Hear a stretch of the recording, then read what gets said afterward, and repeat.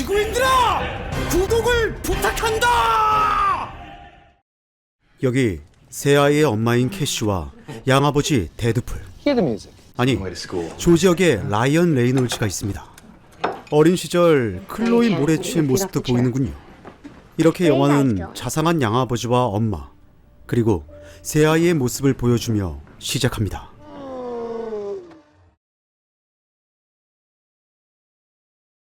다음날 부부는 새로운 보금자리를 마련하기 위해 신문에서 본 집을 찾아가고, 자기야, 이거 봐봐. 너무 예뻐. 뭐? 집에 도착하자 초조한 모습으로 부부를 맞이하는 아줌마. 아줌마는 뭔가 수상했지만 이런 큰 집을 아주 싼 가격에 살 수 있다며 약을 팔기 시작합니다. 물론 가진 건 근육밖에 없는 조지는 이 가격 역시 매우 부담스러웠지만 캐시를 위해 거액 대출을 감수하고 계약을 하게 됩니다. 러시안 캐시. 자, 여러분, 사실 이 집은 살인이 일어난 집입니다. 뭐라고? 펫? 그냥 사자. 아니 씨발 사기를 당했잖아 지금. 아이, 괜찮아. 옛날 일인데 뭐. 조지는 갑자기 집안이 춥다며 지하로 내려가 난로에 불을 지피던 중 3시 15분을 가리키는 라디오를 발견하고, 이제 아내인 캐시와 행복한 시간을 보내던 중 그 시각 홀로 화장실에 간 마이클. 그때 물이 안 나온다! 잠에서 깬 조지가 아이들 방으로 가자 총을 들고 있는 자신의 모습을 보게 되고, 이것도 꿈이었군요. 그렇게 어린 딸 첼시의 방에 온 조지. 불을 켜자! 뭐 어쩌라고. 다음날 지하실에 짱 박힌 조지. 조지는 따뜻한 곳은 지하실뿐이라고 말하며 캐시를 적대하는 모습을 보여줍니다. 조지가 예민해지자 간만에 데이트를 신청하는 캐시. 그리고 남은 아이들을 돌봐줄 베이비시터를 불렀는데, 우와, 네가 원하던 베이비시터지. 네. 데이트를 즐기는 캐시와 조지. 집에서 멀리 떨어지자 평소의 자상한 모습으로 돌아온 조지. 그 시각 집에서 아이들과 시간을 때우던 리사는 이 집에서 일어난 살인 사건에 대해 얘기하기 시작하고, 바로 저 옷장에서 여자아이가 살해당했다고 말하는 리사. 그러자 빌리는 담력 테스트를 하자며 리사를 옷장으로 들여보내고, 그때 잠겨버린 문. 나 헤드샷 당했어.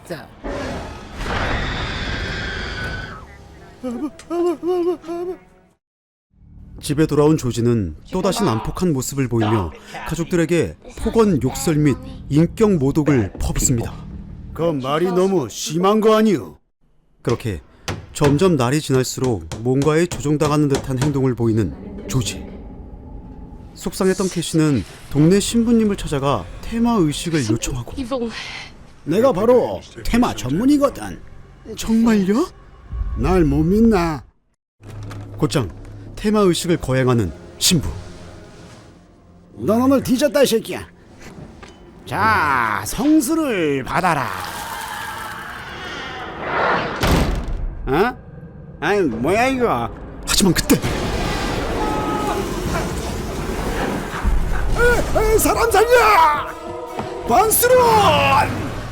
이제 사태의 심각성을 느낀 캐시는 도서관에서 자료를 찾던 중 놀라운 사실을 알게 됩니다. 바로 먼 옛날 집 지하실에서 일어났던 살인 사건에 대해서 말이죠. 전문가라면서요? 도망치는 건 전문이지. 캐시는 곧장 집에 전화를 걸어 당장 집에서 빠져나오라고 말하지만 이미 완전히 악령이 빙의해 살인마가 되어버린 조지. 캐시는 급히 돌아와 아이들과 함께 조지로부터 도망치기 시작하지만 밖으로 나가는 출입문이 전부 막혀버리는 초자연적 현상이 일어나고 결국 창문으로 빠져나가 지붕을 통해 도망치는 가족들. 그렇게 빠져나가는데 성공한 듯 싶었지만 멈추지 않는 조지의 공격. 그때 미친놈! 제가요? 개머리판! 사망! 그렇게 조지의 시체와 가족들을 챙겨 보트를 타고 탈출하는 캐시. 점점 집에서 멀어져가고 마침 깨어나는 조지. 야, 아까 나 때린 새끼 누구야?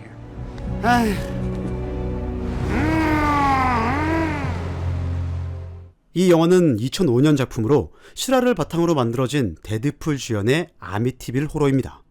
리메이크작이 계속 나올 정도로 인기 있는 작품이며 국내 TV 프로그램인 서프라이즈에서도 소개될 만큼 유명했던 사건이죠.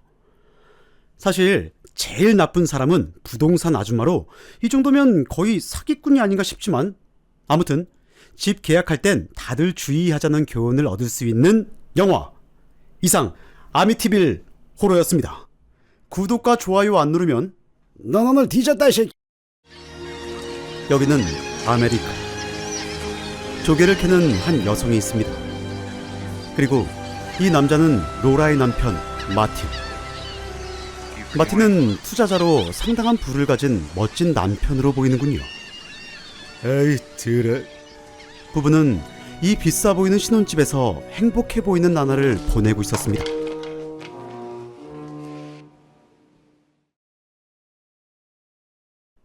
다음날 운동을 끝낸 마틴은 세수를 마치고 아니! 로라에게 급히 할 말이 있다며 따라오라고 말합니다. 오와 열을 맞춘다. 실시. 똑바로 좀 합시다. 네 여보. 뭔가 이상한데요. 급히 수납장을 정리하는 로라.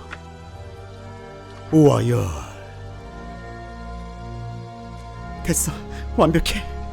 하지만 갑자기 사닥션을 날리는 마틴. 사실 마틴은 극심한 결벽증에 의처증까지 가지고 있는 사이코였습니다. 로라는 결혼과 동시에 변해버린 마틴의 행동을 무려 3년 7개월이나 참아왔던 것이었죠. 얼마 뒤 이웃 남자가 보트를 태워주겠다며 마틴 부부를 초대하고 산책을 하던 로라는 정확한 돌팔매질로 가로등 전구를 깨부숩니다. 그리고 밤이 되길 기다리는 로라. 두고 보자. 그렇게 밤이 되자 마틴과 함께 보트를 타게 된 로라. 이런 날씨에 보트라니. 급기야 폭우까지 쏟아져 되돌아가야 할 상황에 놓입니다. 평소 물을 두려워했던 로라를 걱정하는 마틴. 그때 돛이 풀리고 마틴과 이웃 남자는 돛을 붙잡고 씨름을 하는군요. 그렇게 위기를 모면했지만 사라져버린 로라. 수영을 하지 못했던 로라는 바다 위에서 행방불명 되어버리고 구조대와 경찰을 불러 찾아 나섰지만 구명조끼만 발견합니다. 아내를 잃은 마틴은 슬퍼하고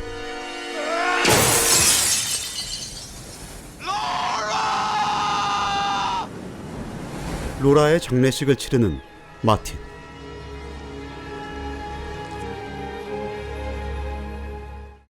하지만 이 모든 건 로라의 계획이었습니다.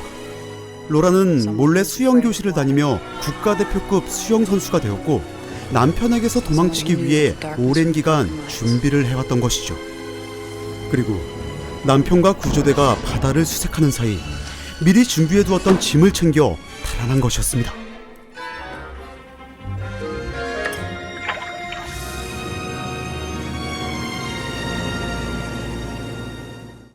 그렇게 자유의 몸이 된 로라. 일단 아이오와로 거처를 옮기게 된 로라는 새 삶을 살기 위해 집을 계약하고, 이제서야 진짜 행복한 삶을 살게 된 로라. 이런 씨부랄. 엉망진창으로 살기로 마음먹었습니다. 그때 노래를 부르며 쇼를 해대는 옆집 남자 벤.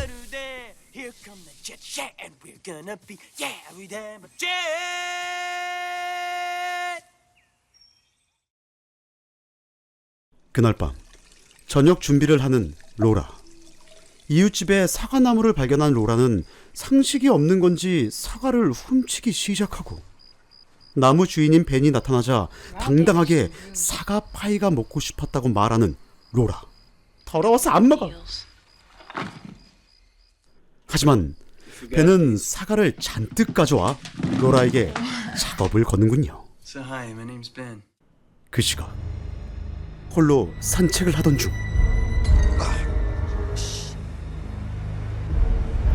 깨진 전구 조각에 발을 찔린 마틴.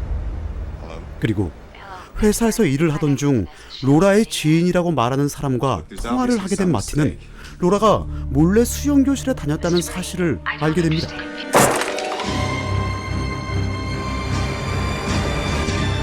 그렇게 집을 수색하기 시작하는 마틴. 역시나 꼬리가 길면 잡히는 걸까요? 결국 변기에 버린 반지로 인해 덜미를 잡히게 됩니다. 이제 로라의 생존을 확신한 마틴은 수사를 펼치기 시작하고, 일단 로라의 엄마의 행방을 찾아 나서는 마틴. 로라가 몰래 양로원에 숨겨둔 엄마를 아주 손쉽게 찾아내는데 성공합니다. 명탐정이구만. 그 시각 아무것도 모른 채 벤과 행복한 시간을 보내는 로라. 둘은 춤도 추고 물고 빨고 난리가 났지만 남편의 트라우마가 너무 강한 탓에 벤을 뿌리치고, 실망한 벤. 로라는 벤에게 사정을 털어놓습니다. 남편이 있었지만 폭행을 당했고 새 삶을 살기 위해 도망쳤다고 말이죠. 그렇게 벤의 도움을 받아 변장을 하고 엄마를 만나러 가는 로라. 로라는 오랜만에 엄마를 만나 이런저런 얘기를 나누고, I have a friend. He teaches drama at the college in Cedar Falls. 그때 때마침 찾아온 마틴. Jane. 간발의 차로 마틴을 마주치지 않는 로라. 하지만 간호사에게 오는 면회자가 있었다는 얘기를 듣게 된 마틴은 경찰인 척 엄마를 속여 벤이 일하는 대학교를 알아내고 맙니다. 역시 명탐정이구만. 그렇게 벤의 소재를 알아낸 마틴은 벤을 미행하고, 놀이공원에서 드디어 로라를 발견하게 됩니다. 분노하는 마틴. 그것도 모른 채 벤과 행복한 시간을 보내는 로라. 둘은 늦은 시간까지 데이트를 즐깁니다. 그리고 거사를 치르기 위해 각자 준비의 시간을 갖는 둘. 하지만 정리되어 있는 타올. 혹시나 하는 마음에 수납장을 열자! 완벽한 우와 열. 로라는 눈치채고 맙니다. 바로 그가 왔다는 것을 말이죠.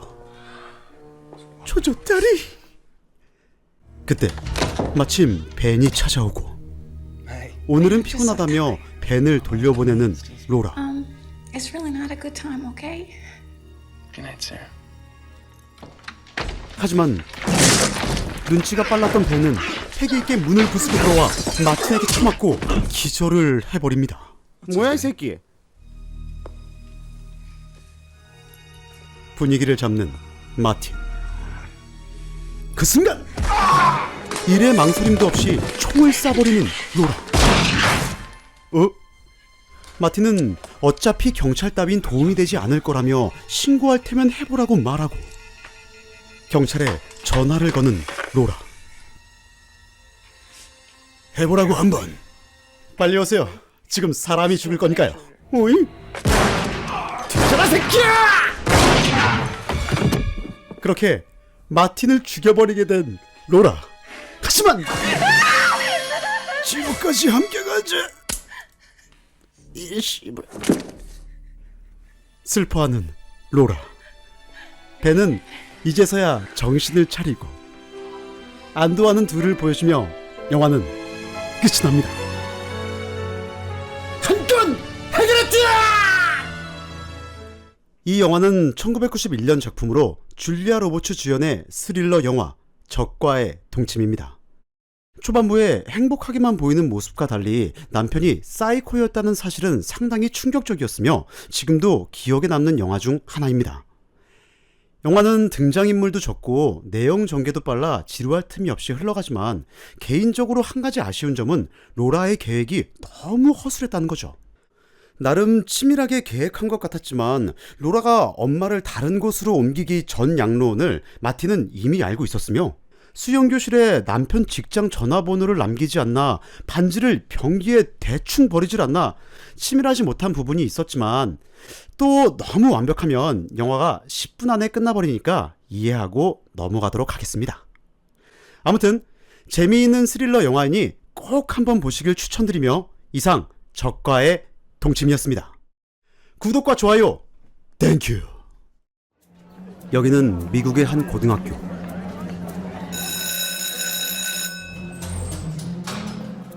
지각을 한 브래들리라는 학생이 동급생을 괴롭히는군요. 참다 못한 선생님이 자리를 바꾸라고 하지만 바뀐 애가 또 괴롭히네요. 여학생들은 소심한 성격의 에밀리를 갈구기 시작하고 에밀리는 친구가 되고 싶다고 말하지만 조롱만 당하는군요.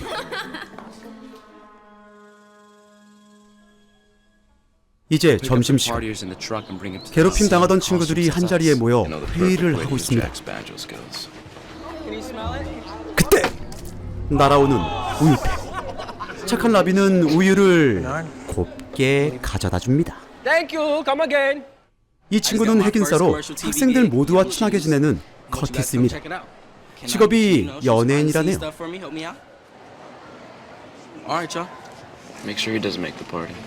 무슨 의미일까요? 다음날 커티스의 광고 촬영 현장에 온 학생들. 하지만 라비가 또다시 브래들리에게 괴롭힘을 당하고 대인이 말리려 하자 공격하려는 브래들리. 대인은 굴욕을 맛보게 됩니다. 또 다음날 착한 커티스는 더 이상 참을 수 없다며 라비를 괴롭힌 브래들리를 혼내줍니다. 날이 어두워지자 캠프 파이어를 하는 대인과 친구들. 이들은 뭔가 결심한 듯 분위기를 잡으며 각오를 다집니다. 오늘 밤 파티에서 작전을 실행할 각오를 말이죠. 그렇게 파티가 시작되고 다들 한 잔씩 하며 즐기던 중 커티스가 파티에 참석한 걸 알게 된 대인 일행. 라비는 커티스를 보내주자고 말하지만 대인은 운명을 논하며 그냥 놔두자고 합니다. 그리고 술에 약을 타는 에밀리. 그것도 모른 채 학생들은 모두 술을 마시기 시작하고 얼마 지나지 않아 하나둘 쓰러져 버리고 맙니다. 히힝. 이제 가면을 바꿔 쓰는 대인 일행. 작전은 다음 단계로 넘어갔습니다.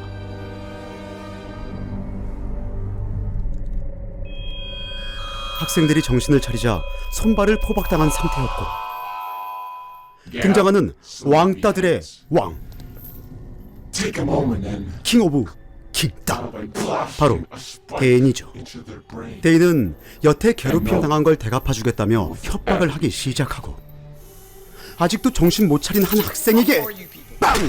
한 방, 빵! 두 방, 한 놈 처리 완료. 이제서야 겁먹기 시작한 학생들. 대장인 브래들리는 울고불고 난리가 났지만 자비란 없었습니다. 곧바로 다른 녀석에게 약을 먹이는 라비.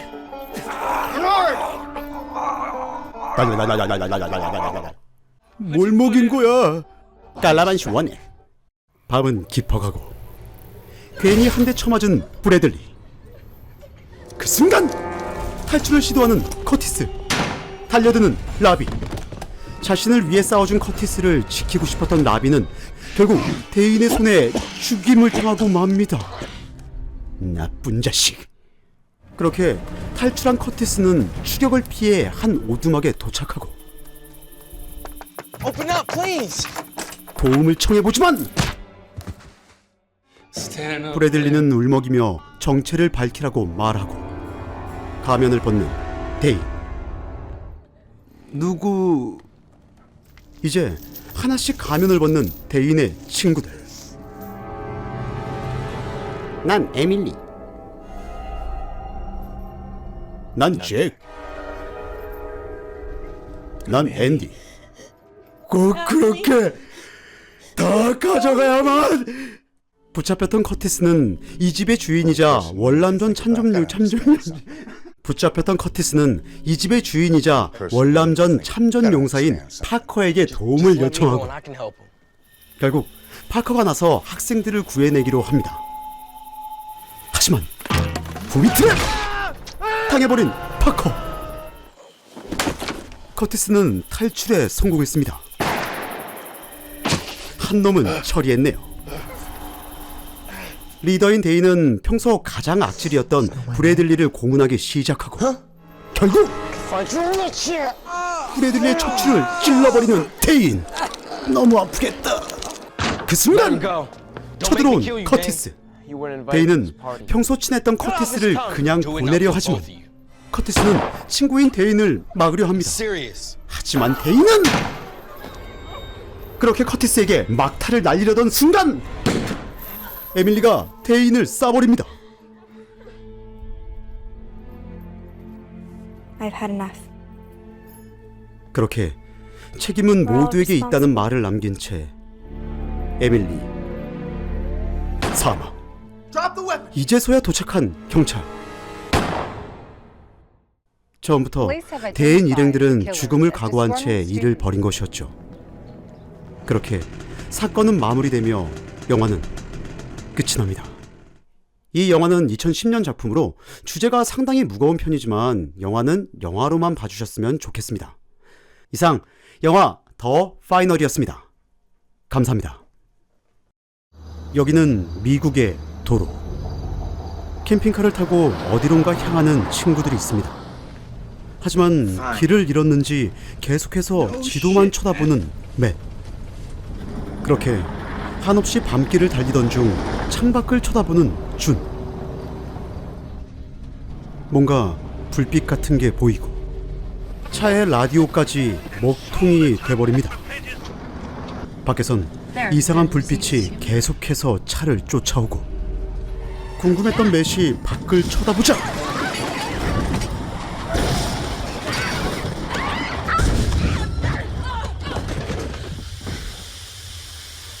망했네요.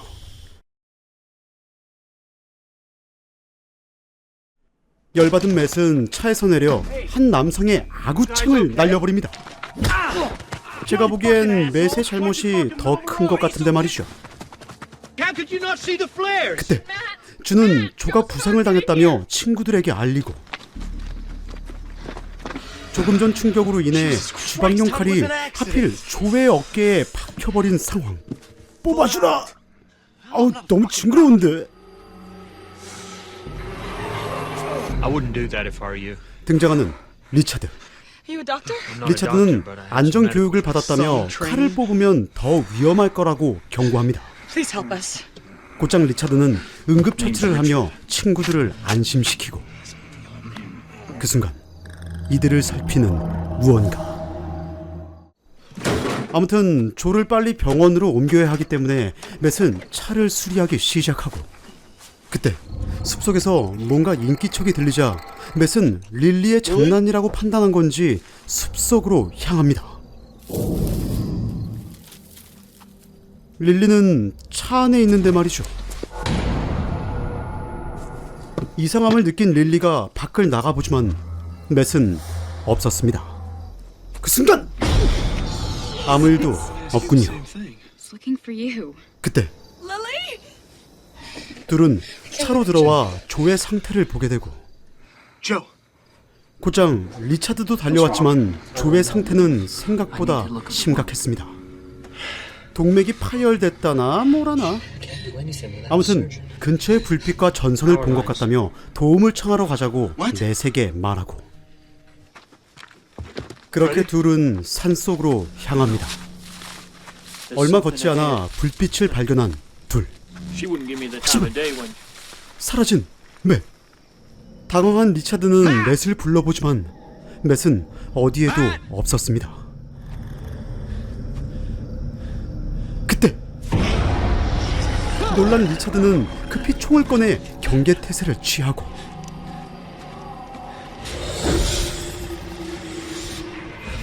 겁에 질려있던 찰나! 총에 맞은 건 다름 아닌 맷이었습니다. 한순간에 살인자가 된 리차드. 좆대때리. 그 시각 총소리를 들은 일행도 밖으로 나와 상황을 살피고 숲속에서 리차드가 뛰어와 빨리 차에 타라고 말합니다. 흥분한 리차드는 이곳을 빠져나가야 한다며 난리를 치지만 이 상황을 모르는 일행들은 패닉에 빠지고 맙니다. 릴리는 맷이 어딨냐고 묻지만 대답을 회피하는 리차드. 그리고는 밖에 인간이 아닌 이상한 존재가 있다며 자신을 믿어달라는 말만 반복할 뿐. 그 순간 밖에서 맷의 목소리가 들려오고 I can't see anything. 그때 몰리가 밖을 보자 맷이 보이는군요. 몰리는 급히 차 밖으로 나가 맷을 찾지만 또다시 보이지 않는 맷.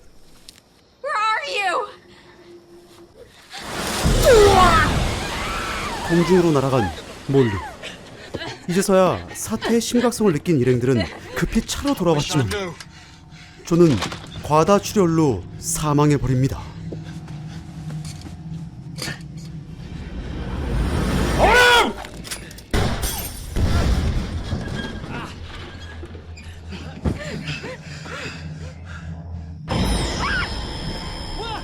그때 준 아디오스.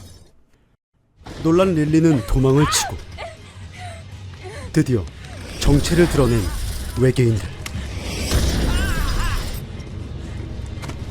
숲속으로 도망치는 리차드와 릴리.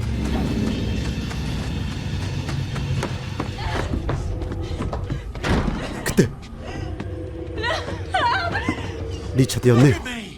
오두막에 도착했지만 아무것도 할 수 없음을 직감한 둘은 외계인과의 전면전을 준비합니다. 겨우 총 한 자루로 말이죠. 그걸로 뭘 하냐 이 쌍놈새끼야. 포위당한 둘. 쳐들어온 외계인과 친구들. 리차드는 총을 발사해보지만 질질 끌려나갑니다. 이제 릴리만 남은 상황. 외계인들의 집요한 추격에 릴리 또한 질질 끌려가 버리고 얼마 뒤 이상한 곳에서 깨어난 리차드. 더러운 곳을 헤치며 전진을 하자 외계인에게 고문을 당하고 있는 릴리를 발견하고 호흡 검사 시작.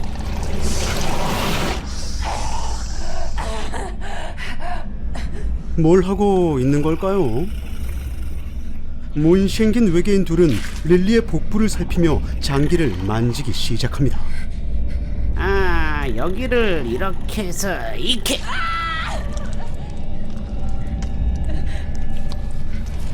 곧 외계인들이 자리를 피하자 리차드가 찾아오고 갑자기 총을 장전해 헤드샷을 해버립니다. 뭐죠? 그때 다음 실험 대상이 된 리차드.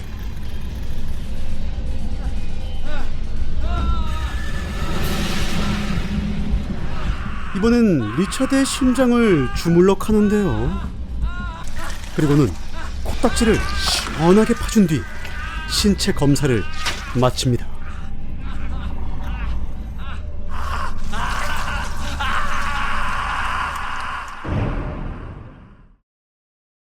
다음날 지역 보안관이 순찰을 하던 중 땅에 파묻혀 있는 리차드를 발견하고 Requesting 1052.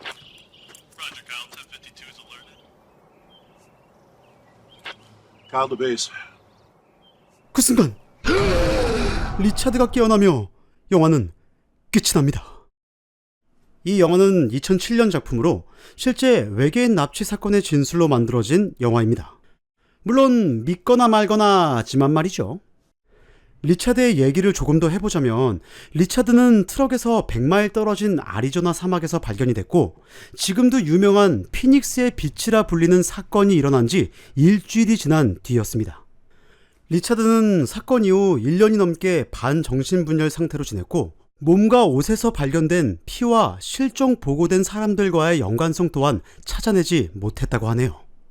시체 또한 발견되지 않았고 이 사건은 군대에서도 수사를 거부해 단순 해프닝으로 끝난 납치 사건으로 마무리됐죠.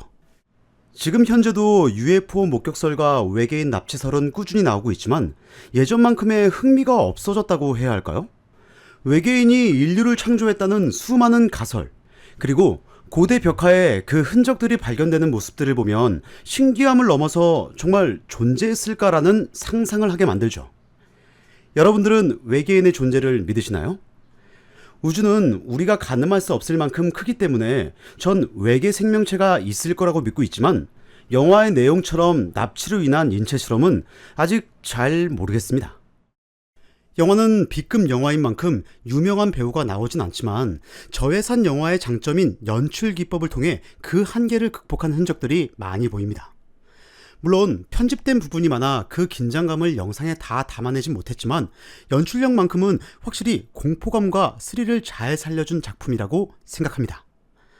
뭐 지금은 특수효과가 워낙 발달했고 눈높이가 높아져 시시해 보일 수도 있지만 개인적으로 재미있게 본 저로선 이 영화를 꼭 추천드리며 다음에 더 재미있는 영화로 인사드리겠습니다. 그럼 이상 나이트 스카이스 였습니다. 구독과 좋아요 땡큐.